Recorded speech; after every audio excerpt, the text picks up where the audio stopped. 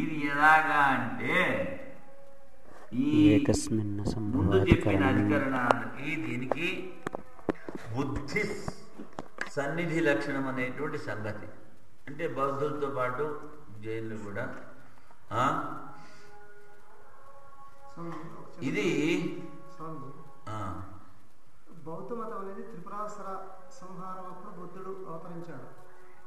అప్పటి నుంచి ఉంది. ఆయన మళ్ళీ అంశగా ఇప్పుడు బుద్ధుడుగా జన్మించాడు. ఈ జన్మ అనేది ఎప్పుడు వచ్చింది? చాలా చక్కటి కథ ఇది. అప్పుడు ముందు లేదు కదా. అవునవును, చెప్తాను. ఇప్పుడు త్రిపురాసురుడు అన్నాం. త్రిపురాసురుడు వాడు ముగ్గురు రాక్షసులు.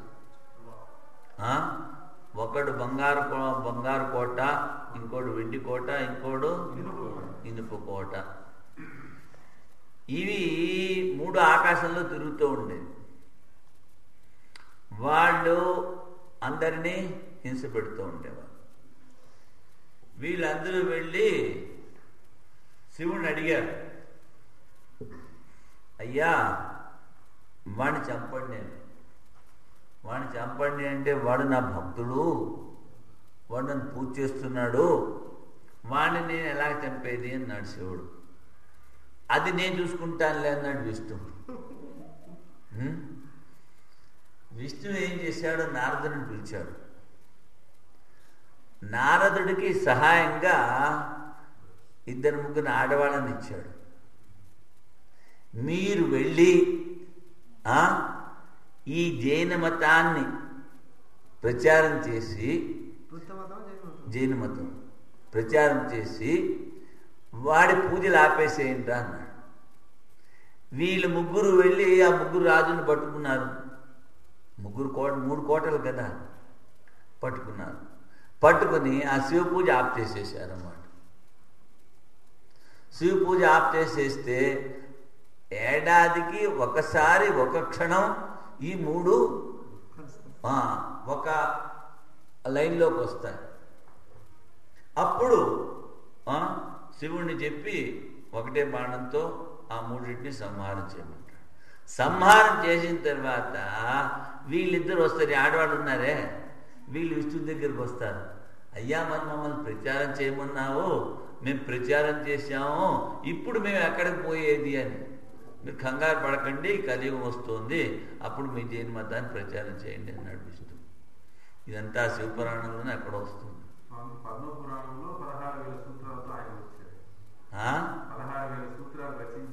ఎవరు? ప్రచారం చేసి వేద మార్గాన్ని, వైదిక మార్గాన్ని అంతా కూడా పక్కన పెట్టేశారు. ఆ పాపం అది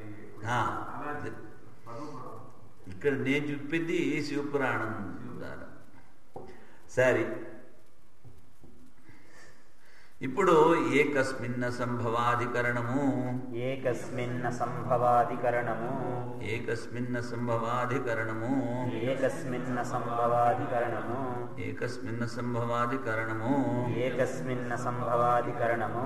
బౌద్ధ మతాన్ని ఖండించారు కదా. ఇప్పుడు బుద్ధి సన్నిధిలో ఉన్నటువంటి జైన మతము. జైన సిద్ధాంతాన్ని కనుక చెప్పినట్లయితే వేదాంత సమన్వయం కుదరదు అన్నది విషయం. వీళ్ళు ఏమిటంటారంటే సంశయం సప్తభంగి న్యాయము అంటారు. సప్తభంగి న్యాయము అంటారు. భంగి అంటే పాకివాడు ఈ హిందీలో. ఇక్కడ భంగి అంటే ప్రకారం, ఇక్కడ భంగి అంటే ప్రకారం. ఈ సప్తభంగి న్యాయం ద్వారా 7 పదార్థాలని వాళ్ళు సిద్ధం చేస్తారు. సిద్ధి అని సప్త పదార్థ సాధక న్యాయం, సప్తభంగి న్యాయము అది ప్రమాణ సిద్ధమా కాదా? అది జైనుల మతంలో ప్రమాణ సిద్ధం కనుక మీకు మీ బాధ ఒప్పుకోవాలి, మీ సమన్వయం కుదరదు అంటాడు. ఈ సప్తభంగి న్యాయం అంటే ఏమిటి? స్యాదస్తి, ఇది 3 వంతులు ఉండొచ్చు. స్యాద్ నాస్తి, ఇది 3 వంతులు లేదు. స్యాదస్తి న్యాసిత, ఉంది లేదు. స్యాద్ అవక్తవ్య, దీని గురించి చెప్పకూడదు. స్యాదస్తి చ అవక్తవ్యస్య, ఉంది కానీ చెప్పకూడదు. స్యాద్ నాస్తి చ అవక్తవ్యస్య, లేదు అందుకని చెప్పకూడదు. స్యాదస్తి చ నాస్తి చ అవక్తస్య, ఉంది లేదు కానీ చెప్పకూడదు. ఇది సప్తభంగి.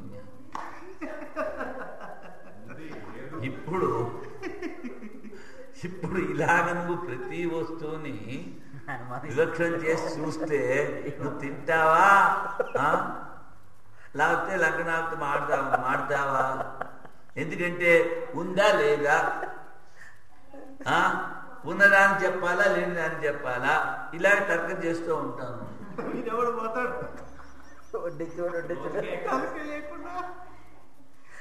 అందుకని దీన్ని ఏంటంటారు? సప్తభంగి న్యాయము. ఒకటేసారి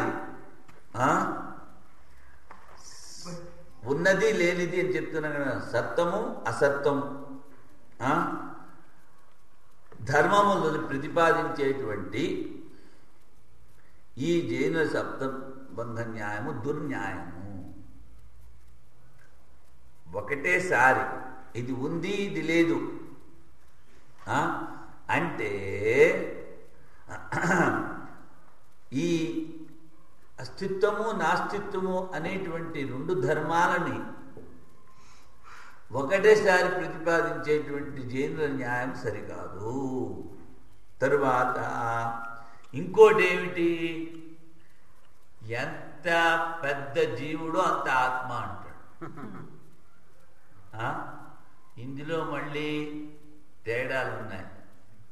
శ్వేతాంబరుడు, కొంతమంది బట్టలు వేసుకుంటారు, కొంతమంది బట్టలు వేసుకుంటారు. సరే, అది తర్వాత వస్తుంది అనుకుంటా.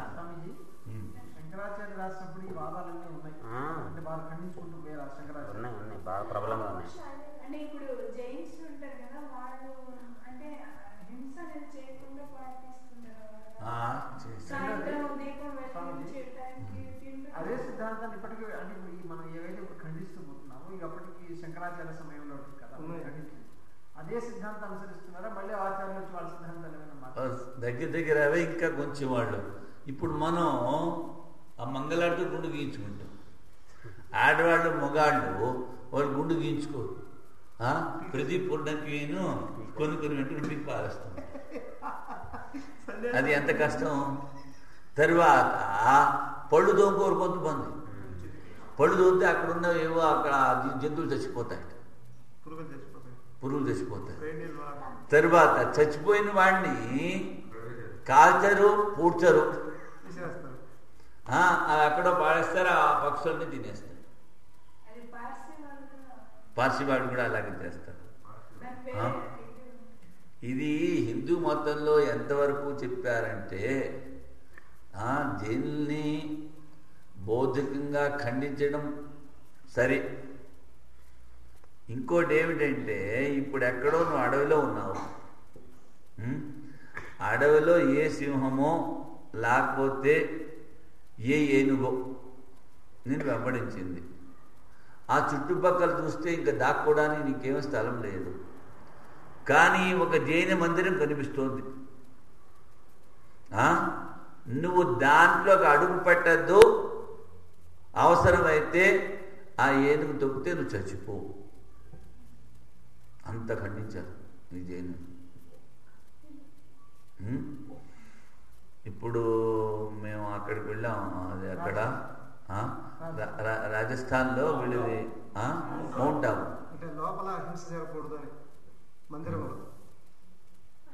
మందిరంలోకి వెళ్ళకూడదని, కావాలంటే చచ్చిపో నువ్వు, అందులోకి పోకు. అందుకని ఇప్పుడు రాజస్థాన్లో వాళ్ళు వెళ్ళినప్పుడు వాళ్ళు చూపించడానికి ఈ జైన్ మందిరం చాలా పెద్దది, ఇది మెయిన్ వాళ్ళది, ఇక్కడ చూద్దాను అన్నారు. నేను చెప్పాను మీరు అందరూ వెళ్ళండి బాబు, నేను మా శాస్త్రంలో ఇలా చెప్పారు కానీ నేను లోపలికి రానని చెప్పాను. నేను బయట కూర్చున్నా ఏంటో అదేదో దాని పేరు. అందుకని ఇంకోటి ఏమిటి, ఎంత పెద్ద శరీరమో అంత ఆత్మ. ఓం శాంతి వాళ్ళ దగ్గరగా ఉన్నట్టుంది. ఈ ఓం శాంతి వాళ్ళ గురించి నాకు తెలియదు. అంటే చిన్న ఆత్మ పెద్ద ఆత్మ.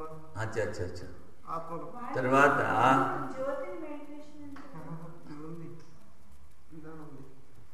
ఇంకోటి ఏమిటంటే, ఇప్పుడు పిల్లిలో ఒక ఆత్మ ఉంది. ఆత్మలో విభాగాలు చెప్తారు. ఆ పిల్లి ఆత్మ చచ్చి ఏనుగైంది. పిల్లి ఆత్మ ఇంతే కదా, అంటే ఏనుగులో కొంచెం తొండల్లో దొరుకుతుంది, లేకపోతే మనం ఎక్కడో దొరుకుతుంది, మీదంతా ఆ ఏనుగుకి శూన్యంగా ఉంటుంది. లేకపోతే పొరపాటున ఆ ఏనుగు ఆత్మ పిల్లిలో దూరింది అనుకో, ఇది ఇంత కొంచెం దూరుతుంది, మీదంతా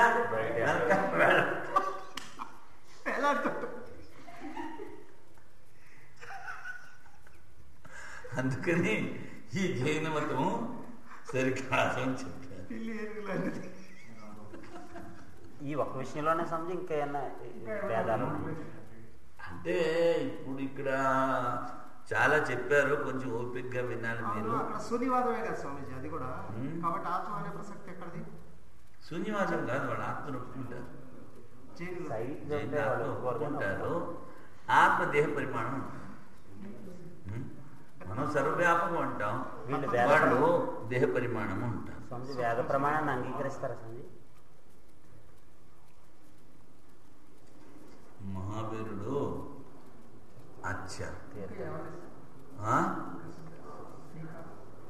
ఇప్పుడు ముందు వైయాసిక న్యాయం సిద్ధి సప్తపదార్థానం సప్తభంగి నయాన్ నవా. ఈ సప్తభంగి న్యాయము ప్రసిద్ధమా కాదా? సాధక న్యాయ సద్భావాత్ తేషాం సిద్ధౌ కిం అద్భుతం. సాధకులు దీని ద్వారా వాళ్ళ సాధన చేసుకుని ఏదో పొందుతున్నారు. మరి అందులో ఆశ్చర్యం ఏముంది ఇది సిద్ధం చెప్పడంలో? అంటే ఏకస్మిన్ సదసత్వాది విరుద్ధ ప్రతిపాదన, ఒకే దాని ఒకే వస్తువులో ఉంది లేదు అని ప్రతిపాదిస్తున్నారు కనుక అపన్యాయ, ఇది న్యాయం కాదు. అపగత న్యాయ యస్మాత్, ఇది న్యాయం కాదు. సప్తభంగి నచ జీవస్య సాంసత, జీవుడు అవయవములు కలవాడు కాదు. వాడు ఏంటంటారు? జీవుడు అవయవములు కలవాడు అంటారు. ఇప్పుడు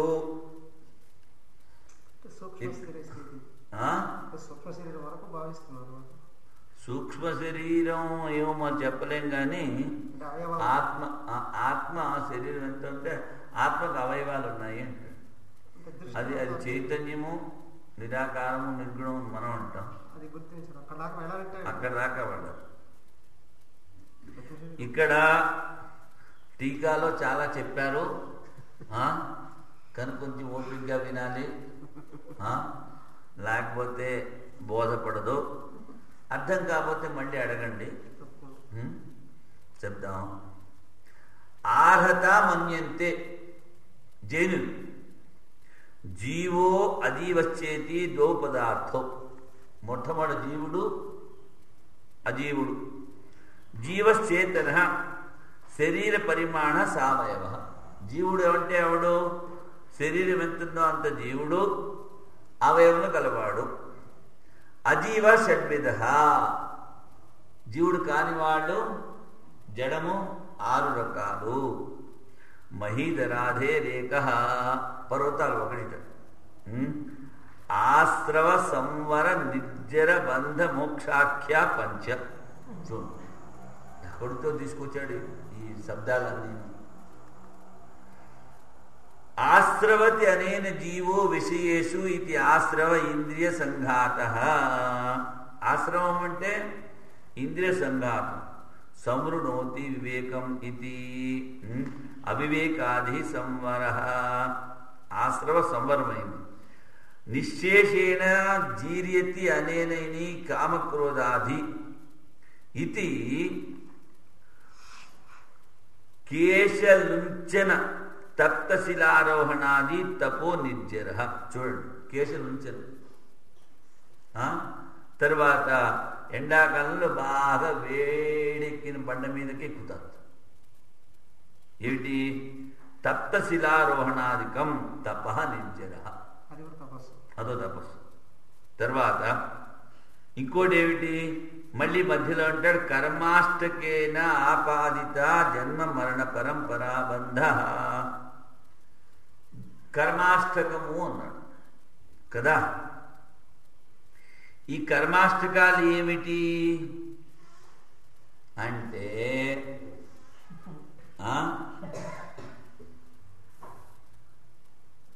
ఆఘాతి కర్మ ఒకటి, తర్వాత విఘాతి కర్మ అనుకుంటా, ఘాతి కర్మ. ఇవి కర్మాష్టకాలు. ఆఘాతి కర్మలు 4, ఘాతి కర్మలు 4. ఇవి 2 కలిపి కర్మాష్టకము అన్నారు. ఘాతి కర్మాణి పాప విశేష రూపాన్ని కర్మాష్టకం.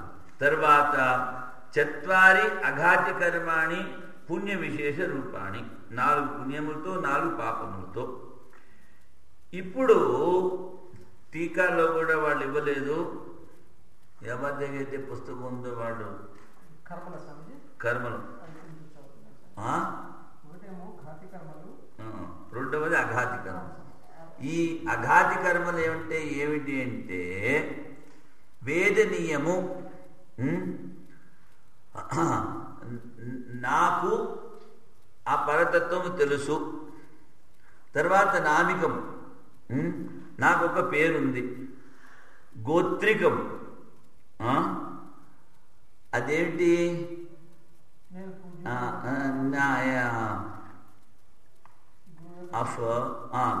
అంటే గోత్రికం అంటే మీరు చెప్పే నియమాలకి నేను కట్టుబడి ఉంటాను. తర్వాత ఆయుష్కం, ఈ శరీరం ఉండడానికి చేసేటువంటి పనులన్నీ ఆయుష్కం. ఈ విధంగా అఘాతి కర్మలు 4. అఘాతి కర్మలు అంటే పుణ్యం ద్వారా వచ్చినవి. వేదనీయము, నామికము, గోత్రికము, ఆయుష్కము. ఇవి అఘాతి కర్మలు. ఘాతి కర్మలు అంటే ఏమిటి? జ్ఞానవరణం, దర్శనావరణీయం, మోహనీయం, ఆంతర్యం. అంటే ఈ జ్ఞానావరణము అంటే మనం ముక్తి అంటామే, అది ముక్తి జ్ఞానం ద్వారా కాదు అన్నది జ్ఞానావరణం. తర్వాత దర్శనావరణం. దర్శనావరణము దర్శనావరణీయము అంటే ఈ జైనుల మతాన్ని వింటేనే మోక్షం వస్తుంది. అది మోహనీయం. తర్వాత మోహనీయం అంటే ఈ జైనులు చూపించిన మార్గములో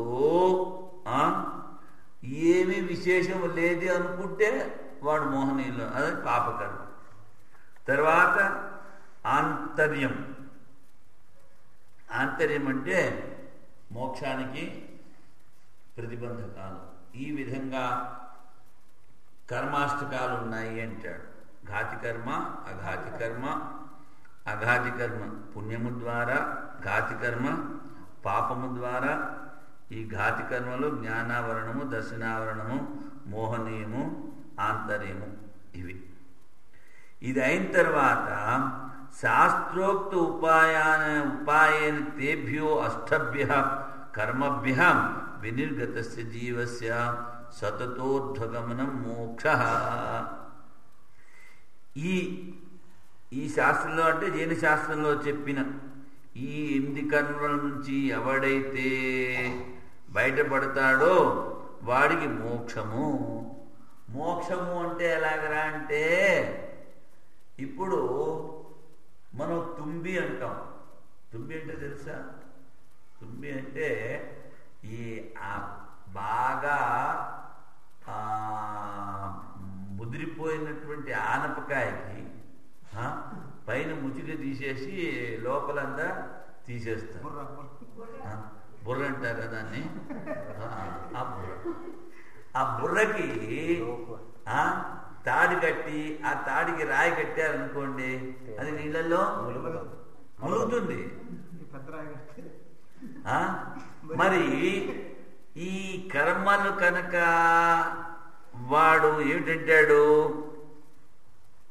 వినిర్గతసి, అష్టకర్మల నుంచి ఎవడైతే విడిపడ్డాడో వాడు ఆ ప్రవాహంలోకి పైకి వస్తాడు. లాగా అంటే ఆ లోపల ఉన్నటువంటి ఆ రాయ కాస్త వాడికి ఉండదు, అది పైన తేలుతూ ఉంటుంది, ఇలా పైకి వస్తూ ఉంటుంది. అది మోక్షం ఉంటుంది.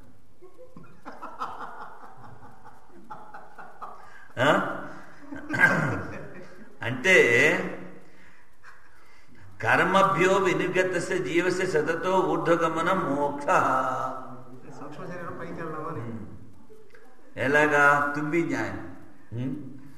సా ఏతే సప్త పదార్థ సప్తభంగి రూపేణ న్యాయేన వ్యవస్థాప్యంతే. ఈ సప్త పదార్థాలని ఈ సప్తభంగి న్యాయంతో వాళ్ళు వ్యవస్థ చేస్తారు. స్యాదస్తి స్యాన్నాస్తి, స్యాదస్తి చ నాస్తి చ, స్యాద్ అవక్తవ్య, స్యాద్ అస్తి చ అవక్తవ్య, స్యాన్నాస్తి చ అవక్తవ్యస్య, స్యాదస్తి చ నాస్తి చ అవక్తవ్యస్య ఇది సప్తభంగీనయ. సరే, 7 చెప్పావు కదా, వీటికి మనం చెప్పుకున్న అర్థం వేరు, వాడు చెప్పే అర్థం వేరు. ఈ విధంగా ఆలోచిస్తే పదార్థాల నుంచి నీకు వైరాగ్యం వస్తుంది అంటాడు. ఎలాగా అంటే అయం అర్థ స్యాద్ శబ్ద ఈషదర్థవాచి నిపాత. స్యాద్ అంటే కొంచెం, ఈషదుష్టం ఓష్టం అంటారు. అంటే మనం ఏంటి, గోరువెచ్చని నీళ్లు అంటాం. అంటే కొంచెం వేడిగా ఉంది. దాన్ని ఈషద్ అన్న శబ్దాన్ని కొంచెం అన్న శబ్దానికి వాడు స్యాద్ అని నిపాతాన్ని ఉపయోగించాడు అంటాడు. చూసారా? ఇది క్రియాపదం కాదు, నిపాతం. ప్రతివాదినోపి చతుర్విధాః. వీళ్ళని ఖండించే వాళ్ళు కూడా 4 రకాలు. ఏమిటి? సద్వాదిన, అసద్వాదిన, సదసద్వాదిన, అనిర్వచనీయవాదినశ్చ. ఒకడు వద్దంటాడు, ఒకడు లేదంటాడు, ఒకడు ఉంది లేదంటాడు, ఇంకోటి అనిర్వచనీయం అంటాడు. ఈ 4 మాకు విరోధులు. సరే, ఇంకా ఏమిటంటే పునరపి అనిర్వచనీయమతే మిశ్రితాని సదాదిమతాని త్రివిధావాదిన. ఈ అనిర్వచనీయంలోనే మిగిలిన 3 కూడా కలిసిపోయాయి అంటాడు. తాన్ ఏతాన్ సప్త ప్రకారవాదిన ప్రతి సప్త విధా న్యాయ ప్రయోక్త. మొట్టమొదటి ఏమి చెప్పాడు? 4 అన్నాడు. అస్తిత్వవాదము, నాస్తిత్వవాదము, అస్థినాస్తివాదము, అనిర్వచనీయవాదము. ఈ అనిర్వచనీయవాదంతో ఈ 3ని కలిపితే మళ్ళీ అవి 3 అయ్యాయి. కనుక మొత్తం 7. ఆ 7 వాదాన్ని ఖండించడానికి మేము 7 ప్రకారాలు చెప్పాము అంటాడు. అంటే మా మతమే సిద్ధము, ఇవేవి సిద్ధం కాదు. సరే, పునరపి అనిర్వచనీయమతే మిశ్రితాన్ని త్రివిధాని వాదిని. అనిర్వచనీయమతంలో చేరేడు 3. ఈ విధంగా ఈ 7 ప్రకార విరోధులని మేము ఖండించడానికి 7 రకాలు చెప్పాము. తద్యథా సద్వాది సమాగత్య అర్హతం ప్రతి కింతనుతే మోక్షో అస్తి. సద్వాది అంటే ఉంది అన్నవాడు. వాడు వచ్చి వీడిని అడుగుతాడట, ఏరా మీ మతంలో గిన్నెని అడుగుతాడు, మీ మతంలో మోక్షం ఉందా? శాదస్తి, కొంచెం ఉంది, కొంచెం ఉంది. శాద్ అంటే కొంచెం అన్నాడు కదా, శాదస్తి అంటే వీళ్ళంటే ఇలా ఎందుకు చెప్పేవారంటే వాణ్ణి భ్రమలో పెట్టడానికి. వాణ్ణి భ్రమలో ఇది పృచ్చతి తత్ర అర్హత ఉత్తరం బ్రూతే ఈషదస్తి ఏవం అన్యానపి వాదిన ప్రతి స్యాన్నాస్తి. ఇంకోటి కావడంతో చెప్తాడు, అసద్వాదికి మోక్షం లేదు, సదసద్వాదికి ఉంది లేదు. అంటే ఏమిటి? వాడి మతాన్ని ఖండించడానికి వీడు ఇలా చెప్తున్నాడు. బాగుందా? ఇత్యాదీని ఉదాహర్తవ్యాన్ని తావతా వాదిన సర్వే నిర్విణ్ణాః. సరే, వాళ్ళందరూ వచ్చి వీడినో వాదిస్తే వీడు ఇలాగా శాదస్తి శాన్నాస్తి ఇవన్నీ చెప్పేటప్పటికీ వాడు చాలా దుఃఖితుడే విడిపోతాడు.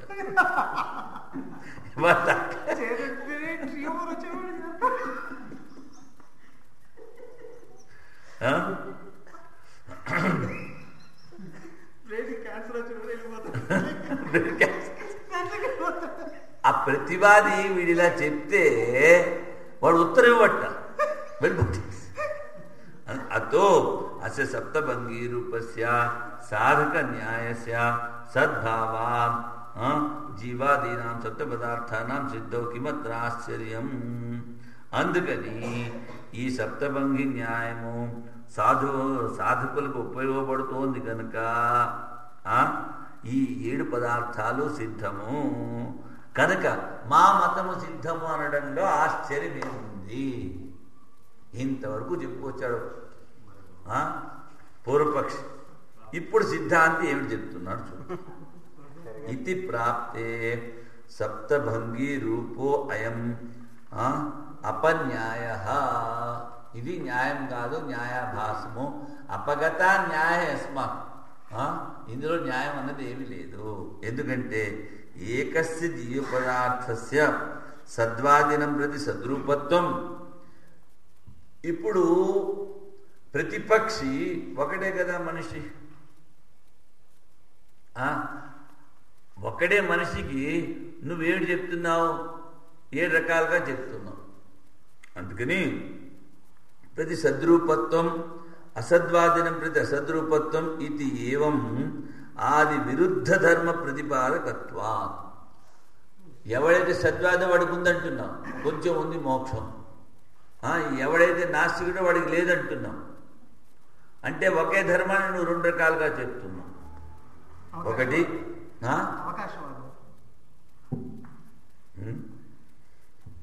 నా జీవస్య, అక్కడ అంటారు గంగా కినారే గంగాదాస్, యమునా కినారే యమునాదాస్.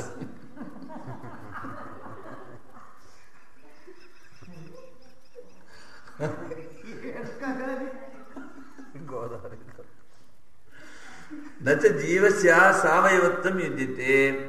సరే, వాడికి ఏదో సమాధానం చెప్పాడు వచ్చిన వాడికి. వాడు అస్తిత్వాదికి అస్తిత్వం అన్నాడు, లేదని వాడికి లేదన్నాడు. వాడు ఏదో చెప్పి పంపించాడు. మరి మీ దాంట్లో ఆత్మ ఏమిటి అంటే సావయం. ఎంత పెద్ద శరీరమో అంత ఆత్మ అంటావు. ఇది కూడా కాదు. తదా అనిత్యత్వే చ మోక్ష కస్య పురుషార్థ స్యాత్. సావయం అంటే అది నశిస్తుంది కనుక యత్ కృతకం తద్ అనిత్యం. ఇది నైయాయికులు చెప్పింది. ఏదైతే తయారవుతుందో, చేయబడిందో, అవయవాలతో కూడిందో అది నష్టం అవుతుంది. నువ్వు ఆత్మని సావయం ఉన్నావు కదా, ఆత్మ నశించింది, నీకు మోక్షం ఎక్కడి నుంచి వస్తుంది? కనుక కస్య పురుష తస్మాత్ న్యాయాభాసేన సప్తభంగి ఆఖ్యేన జీవాది పదార్థానం న సిద్ధి. బాబు, ఈ సప్తభంగి న్యాయం ద్వారా జీవుడు సిద్ధం కాదు. జీవుడిని మనం సరని చెప్పలేము. అచ్చా, ఇక్కడ ఏకస్మిన్ అసంభవాధికరణము కదా. వివసనం మతం నిరస్యతే. వివసనం మాత్రం వాసాంసి జీర్ణాన్ని యథావిహాయ అన్నప్పుడు, వాసాంసి అన్నప్పుడు ఏమిటి అర్థం? బట్టలు. వివసనం అంటే దిగంబరుడు, జైనుడు. వస్తుతో అనేక ఆత్మకత్వం నాస్తి. ముందు అనేక ఆత్మలు లేవు అనేక రకాలు లేవు. ఏదస్తి తదస్తివ, నాస్తి తన్నాస్తి. ఏదైతే ఉందో అది ఉంది, నిత్యం. ఏదైతే అనిత్యమో అది లేదు. కనుక నిత్యం తన్నిత్యమేవ నా నిత్యం. ఏదైతే నిత్యమో అది నిత్యమే, అనిత్యం కాదు. ఏకత్ర విరుద్ధ ధర్మావేశ అసంభవా. ఒకే వస్తువునికి నువ్వు అనేక ధర్మాలు ఆపాదిస్తున్నావు కదా, అది ఎలాగ సంభవం కాదు. ఇది అనిర్ధారిత రూప జ్ఞానం అప్రమాణ్యం. నిర్ధారించి చెప్పనటువంటిది అంటే అనిర్ధారిత జ్ఞానము, దానికి ప్రమాణం లేదు. అనేక ఆత్మకత్వం వస్తు చేత్ నా కుత్రచితపి ప్రవృత్తి. మరి ఇన్ని రకాలు చెప్తున్నావు కదా, ఇన్ని రకాలు చెప్పినప్పుడు దేనిలో ప్రవృత్తి కలుగుతుంది వాడికి? దేనిలోనే అవ్వదు. అందుకని అనిర్ధారితం శాస్త్రం ప్రణయన్ తీర్థంకరో మత్తోన్మత్వాత్ అనుపదేశ్యవచన స్యాత్. అంటే ఏదైతే నిర్ధారించి చెప్పలేరో దాన్ని ప్రమాణంగా స్వీకరించిన ఈ తీర్థంకర్లు, ఈ దిగంబర్లు, ఈ జైన మతస్థులు బాగా పిచ్చెక్కిన వాళ్ళతో సమానము. అంటే మత్తోన్మత్తవత్. మత్త అంటేనే పిచ్చి, ఉన్మత్తమైనటువంటి పిచ్చి అంటే అధికంగా పిచ్చిగలవారు. అందుకని వీళ్ళ ఉపదేశాన్ని గ్రహించకూడదు. ఇప్పుడు ఈ ముక్తాంబరాణం అంటే బట్టలు వేసుకోరు. వాళ్ళ మతములో శరీరం ఎంత ఉందో అంత ఆత్మ అని చెప్పారు. శరీర పరిణామం గలది ఆత్మ అని చెప్పారు. ఏవంచ ఆత్మ ఆకాశ్యం, ఏవంచ ఆత్మ ఆకాశ్యం, ఏవంచ ఆత్మ ఆకాశ్యం, ఏవంచ ఆత్మ ఆకాశ్యం, ఏవంచ ఆత్మ ఆకాశ్యం. ఏమిటి చెప్పాడు? పరిచ్ఛిన్నమైనటువంటి ఆత్మ అని చెప్పాడు. ఏ జంతువు ఎంత పెద్దదో అంత ఆత్మ అంటాడు. అప్పుడు జీవం పరిచ్ఛిన్నత్వం అసర్వగతత్వం అభ్యుపగతం స్యాత్. నువ్వు ఈ జీవుని పరిచ్ఛిన్నుడన్నావు, సర్వవ్యాపకుడు కాదంటున్నావు. అది సర్వవ్యాపకుడు కాదంటున్నావు, పరిచ్ఛిన్నము అంటున్నావు, అవయవము గలది అంటున్నావు గనక అది నశిస్తుంది. ఏ విధంగా అయితే అవయవం గల వస్తువులు నశిస్తున్నాయో ఆ విధంగా నువ్వు చెప్పేటువంటి ఆత్మ కూడా నశిస్తుంది. మనుష్య కర్మ విపాకాత్ హస్తి జన్మగత కృష్ణం హస్తి శరీరం న వ్యాప్య. మనుష్యుడు ఏదో తప్పు పని చేశాడు. ఇక్కడ కొంచెం డైవర్షన్.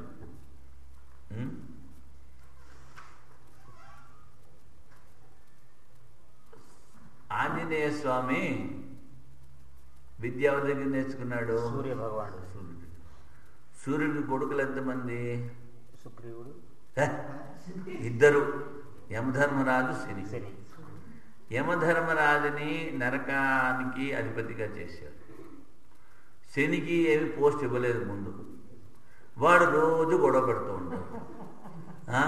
ఓసారి అన్నగారిని తిట్టేది, ఇంకోసారి అమ్మని కొట్టేది, ఇంకోసారి తండ్రిని తిట్టేసి ఇంట్లోంచి వెళ్ళిపోతూ ఉండేది. సరే ఒకసారి తల్లిని ఏదో అన్నాడు.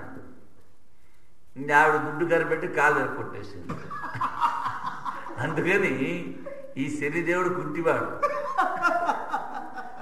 సూర్యుడు అంటాడు, నువ్వు తల్లివి, కొడుకుని ఇలా కొట్టావంటే నీ పెళ్ళాం ఎప్పుడో పోయింది, నీ వేడి భరించలేక నేను దాని ఛాయని నేను కూడా పోతున్నాను. ఛాయ. సరే ఇదంతా బాగానే ఉంది. హనుమంతుడి చదువు అయిపోయింది. సూర్యుడు అన్నాడు, మీకేమన్నా దక్షిణ ఇవ్వాలనుకుంటున్నాను, గురు దక్షిణ అంటే నువ్వు నాకేం ఇస్తావో నాకేం అక్కర్లేదు, నాకు అన్నీ ఉన్నాయి, కానీ వీడు మా రెండో వాడు ఉన్నాడు, వీడు చాలా అల్లరివా, వాడు ఎక్కడికో పోయాడు, ఎంతైనా నేను తండ్రిని, అందుకు నువ్వు వాడిని వెతికి తీసుకురారా అంటాడు. ఎవరిని? శని మహారాజు. హనుమంతుడు. సరే, హనుమంతుడు వాయుపుత్రుడు వేగంగా వెళ్ళిపోయాడు, చూశాడు, ఎక్కడ అడవిలో కూర్చున్నాడు. ఒరే బాబు, మీ నాన్నగారు చూస్తున్నారు, రారా అంటే, ఠాట్ నువ్వెవడివి, నీతో యుద్ధం చేస్తాను, నిన్ను చంపేస్తాను.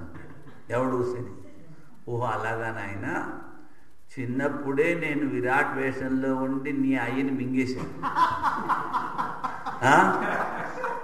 అని ఆ విరాట్ స్వరూపం చూపించి ఇంకొక మాట మాట్లాడావు అంటే ఇది ఈ కాలుతో పురుగులు నలిపేస్తారా, అలా నలిపేస్తాను నడు. వాడు అవతారం చూసి వీడు మాట్లాడకుండా వెనకాల ఇంటికి వచ్చేసాడు. సరే, ఇంటికి వచ్చేస్తే అప్పుడు సూర్యుడును, ఆ సూర్యుడేమో శివుని పిలుస్తాడనమాట. బాబు వీడు గొడవ పడుతున్నాడు, వీడికి ఏమన్నా పని ఆయన అని అంటే శివుడు అంటాడు, ఇప్పుడు చనిపోయిన తర్వాత జీవుల యొక్క కర్మ ఫలితాన్ని యమధర్మరాజు ఇస్తాడు. జీవించి ఉండగా క్రితం జన్మలో చెడు చేసిన కర్మల ఫలితాన్ని వీడిస్తాడు అని వాడికి అధికారం ఇచ్చారు. బతికుండా అంటే క్రితం జన్మలో చేసిన పాపాలకి ఫలితం శనిదేవుడు ఇస్తాడు. సర్వుడు ఉన్నవాడు ఊరుకోకుండా ఓ రోజు పొద్దున్నే కైలాసానికి వెళ్ళి, అయ్యా మీ దగ్గర కూడా వస్తున్నాను అన్నాడు శివుడికి. సరే వస్తున్నాడు, కానీ ఈయనేం చేశాడు, అందరినీ అన్ని చోట్ల పంపించేసి తనేమో ఏనుగు అయిపోయాడు అనమాట. ఏనుగు అయిపోయి అడవుల్లో మేస్తూ ఉంటాడు. ఎవడు? శివుడు.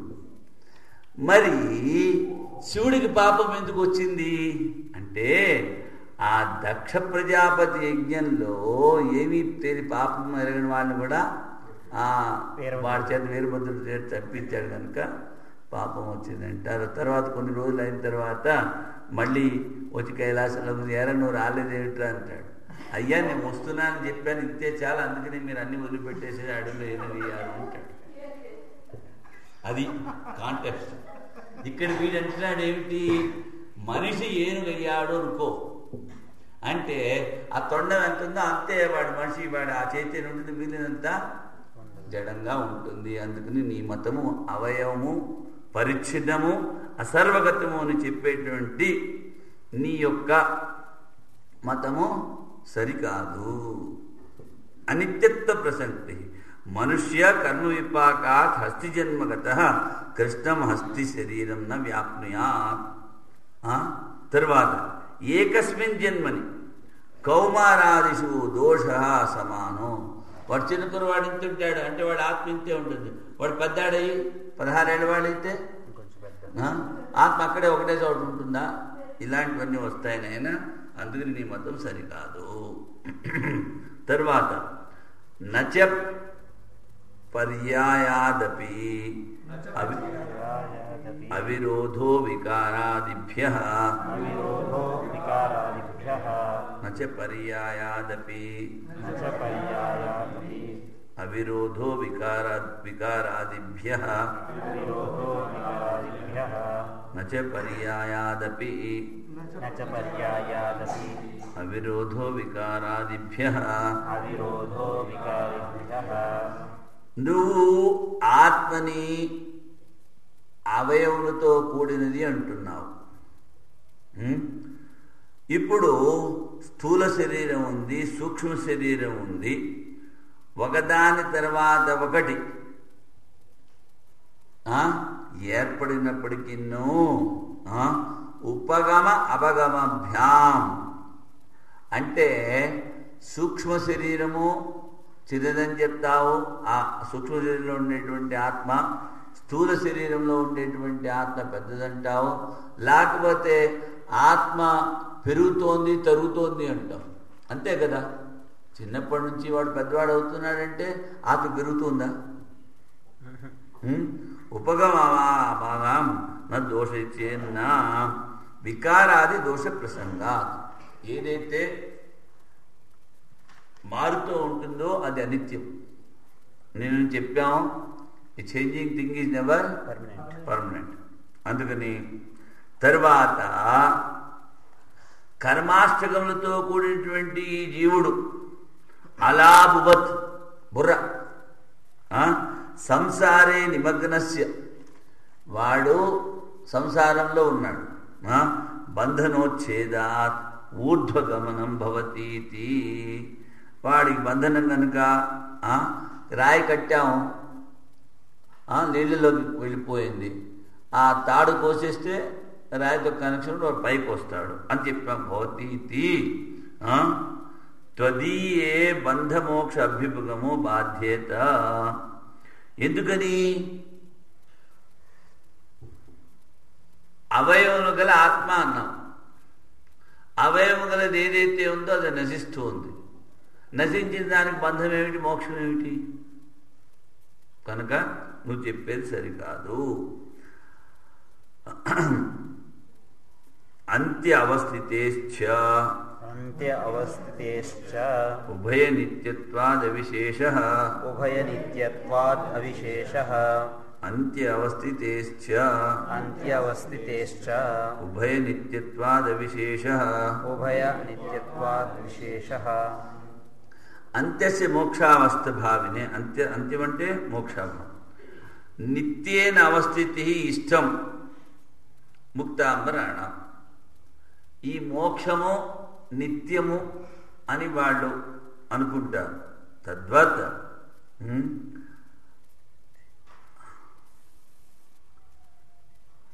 ఆద్య మధ్యయోరపి ఉభయ పరిణామో నిత్యత్వ ప్రసంగాత్. మోక్షము నిత్యం అనుకుంటున్నావు నువ్వు. అటువంటప్పుడు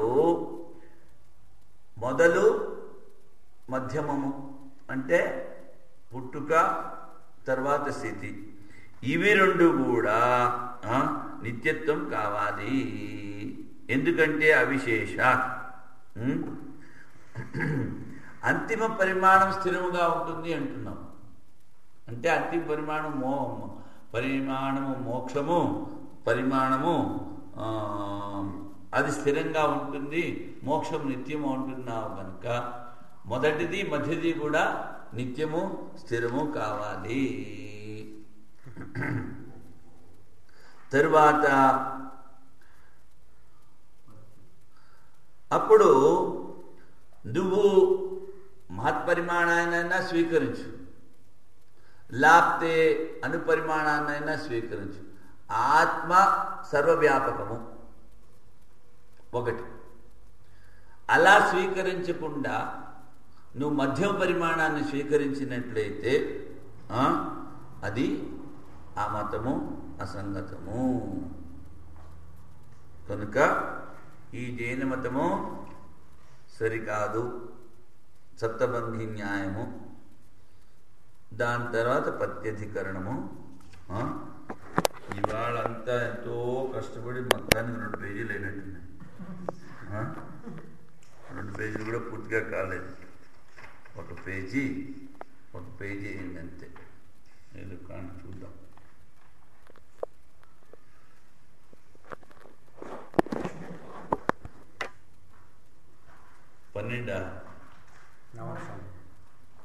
ఓం పూర్ణమదః పూర్ణమిదం పూర్ణాత్ పూర్ణముదచ్యతే పూర్ణస్య పూర్ణమాదాయ పూర్ణమేవావశిష్యతే.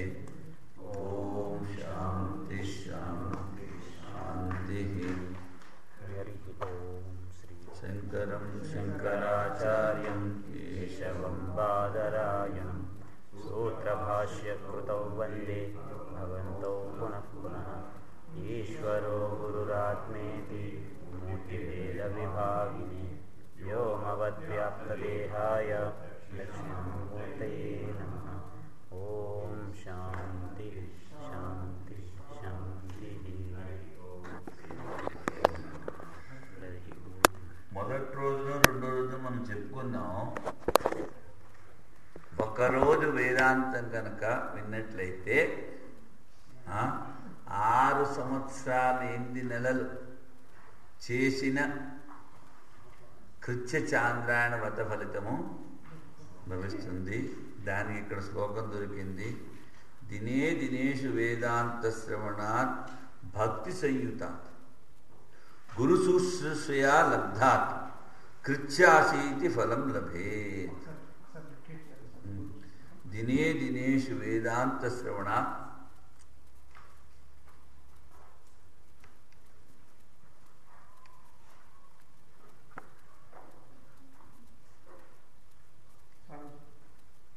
భక్తి సంయుతాత్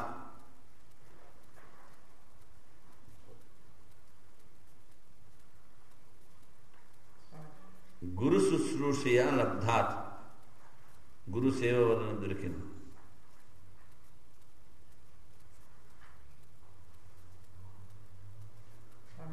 కృచ్ఛాసీతి ఫలం లభేత్. ఈ పుస్తకాల్లో ఉంది, వీళ్ళు మీకుంది బాబు.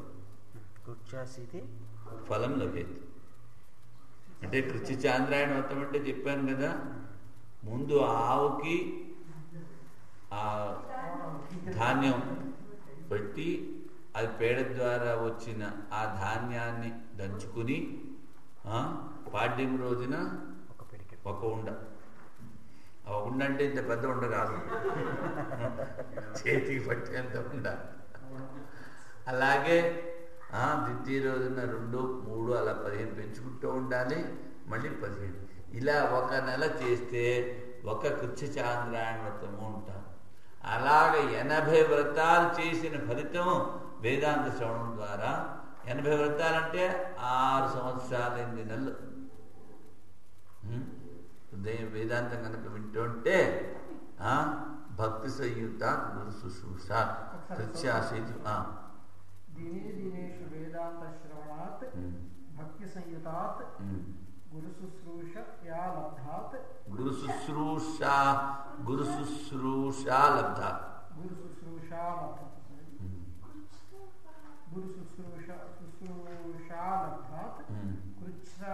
కృచ్ఛాసీతి ఫలం లభేత్. ఇంకా ఇక్కడ చాలా ఇంపార్టెంట్ అన్నీ రాసాం, అది రేపు చెప్పుకుందాం.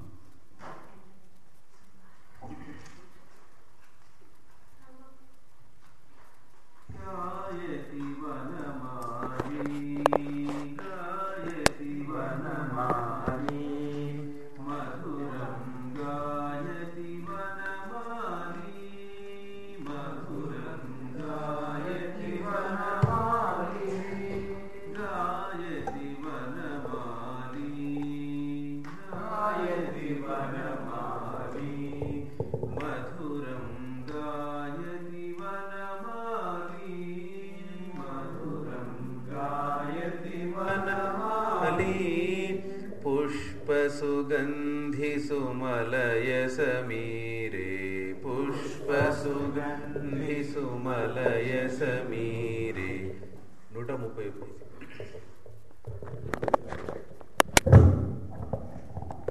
పుష్పసుగంధి సుమలయ సమీరే పుష్పసుగంధి సుమలయ సమీరే మునిజన సేవిత యమునా తీరే మునిజన సేవిత యమునా తీరే పుష్పసుగంధి సుమలయ సమీరే పుష్పసుగంధి సుమలయ సమీరే మునిజన సేవిత యమునా తీరే మునిజన సేవిత యమునా తీరే కూజిత శుకపిక ముఖ ఖగ కుంజే కూజిత శుకపిక ముఖ ఖగ కుంజే కూజిత శుకపిక ముఖ ఖగ కుంజే కూజిత శుకపిక ముఖ ఖగ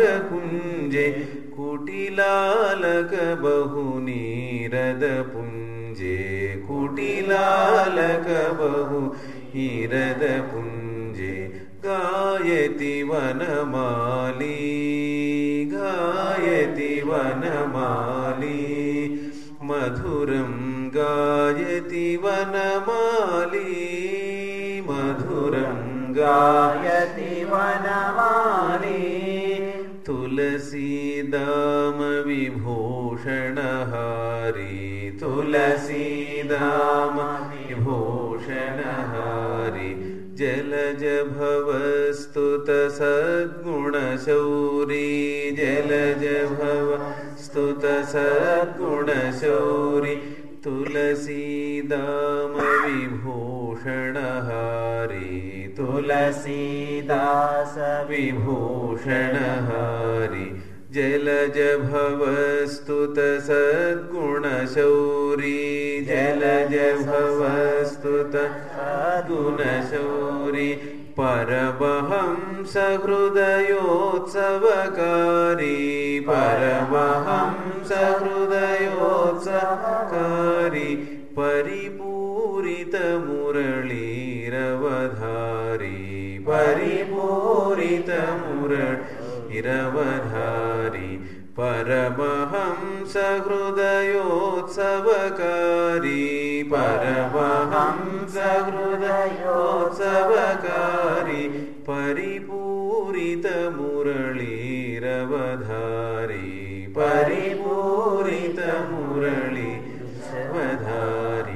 गायति वनमाली मधुरं गायति वनमाली गायति वनमाली मधुरं गायति वनमाली